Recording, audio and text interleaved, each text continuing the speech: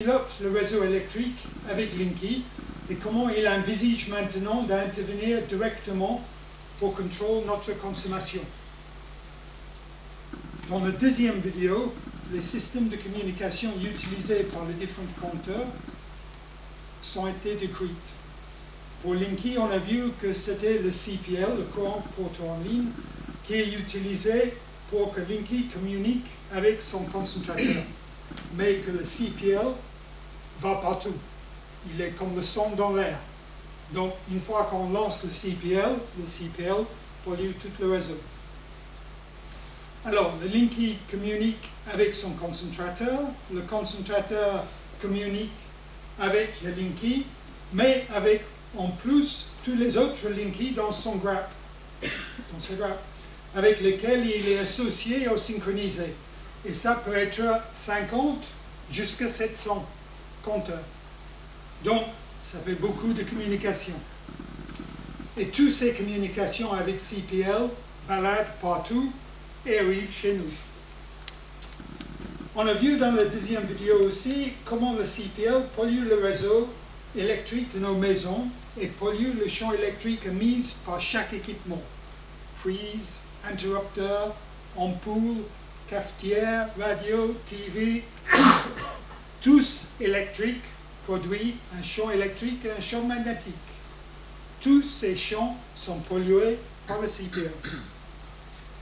Alors, dans nos maisons, on baigne dans ces champs électromagnétiques 24 heures sur 24, sauf si on coupe l'électricité la nuit. Et maintenant, ces champs vont être pollués par le CPL. Donc, on a tous agrandi avec l'électricité, comme nos enfants, mais bon, nous, on a bien compris l'électricité. Sauf que maintenant, l'électricité change radicalement. C'était 50 Hz, maintenant c'est 50 Hz plus quelque chose, qui est le CPL. Donc, qu'est-ce que c'est le CPL et qu'est-ce que c'est cette électricité qui est nouveau pour nous? Donc, c'est la combinaison de le 50 Hz, qui est un bien lisse sinusoïde, avec un signal CPL, qui est un signal en radiofréquence, ça veut dire en kHz, comme votre radio, poste de radio pour la AM/FM. Il est un signal en kHz qui est pulsé, injecté par Linky et le concentrateur. Ça veut dire que les petits paquets de pulses qui sont utilisés pour communiquer entre Linky et le concentrateur sont injectés et sont utilisés pour cette communication. C'est de courte impulsion, on peut appeler ça les pings. J'espère que en français ça marche, en anglais on connaît ça comme un ping. Mais injecté sur le courant de 50 Hz, mais à un niveau de radiofréquence. Donc c'est le signal radio qui voyage sur le dos de le 50 Hz pour arriver à leur destination. Sauf, comme on a vu, c'est comme le son, ça va partout. Et c'est eux qui sont polluants.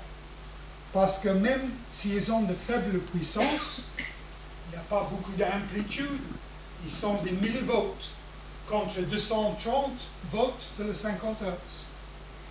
C'est des petits paquets d'impulsions de radiofréquence dans une forme carrée. Donc, on a la belle courbe, comme beaucoup de choses dans la nature, qui est bien lisse, qui est comme des rivières, comme beaucoup de choses.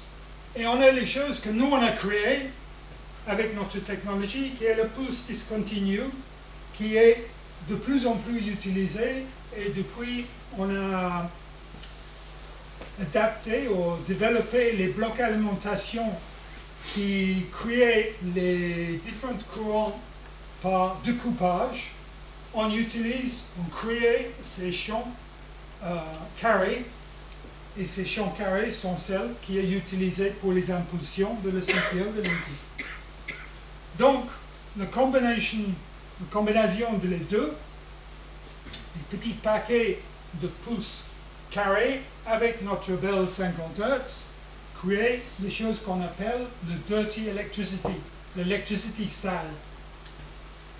Et qu'est-ce que c'est l'électricité sale? Ben, c'est néfaste pour notre santé, pour notre sécurité, pour nos enfants, pour nos maisons, pour nos équipements.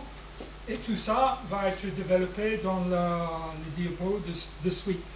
Mais avant de passer sur ces sujets en particulier, je crois que c'est intéressant de vous montrer des exemples réels qui ont été faits et pour donner le vrai ampleur de la situation. Donc, ça c'est des photos d'une maison où il n'y a pas de Linky et il n'y a pas de Linky dans le voisinage non plus.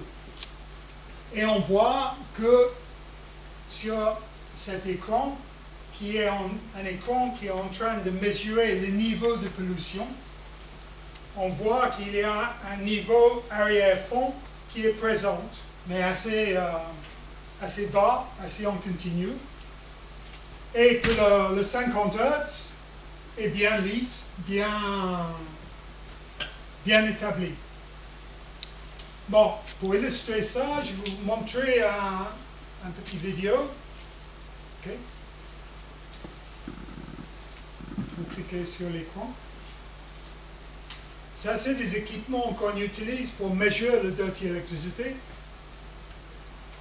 Et là, on a un écran qui va montrer le défilé avec le temps. Vous cliquez sur l'écran.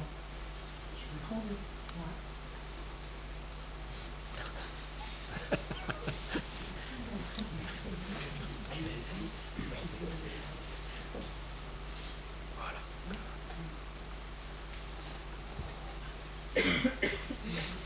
Problème technique.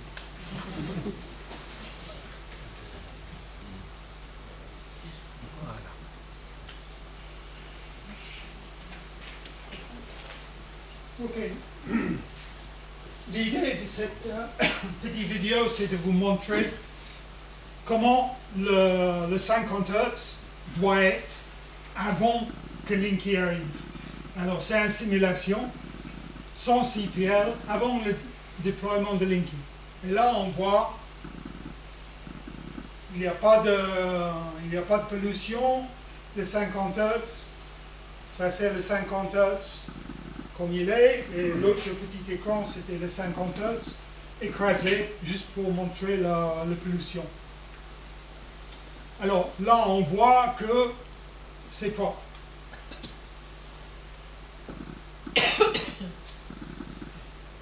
Ça c'est les mesures qui ont été faites avec CPL présent, mais dans une maison où il n'y a pas de Linky.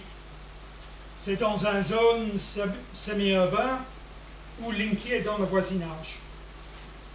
Et là, on voit très bien les pics, ces paquets d'impulsions qui sont la communication entre Linky le voisin, parce qu'il n'y a pas de Linky dans cette maison, entre le Linky de le voisin et le concentrateur.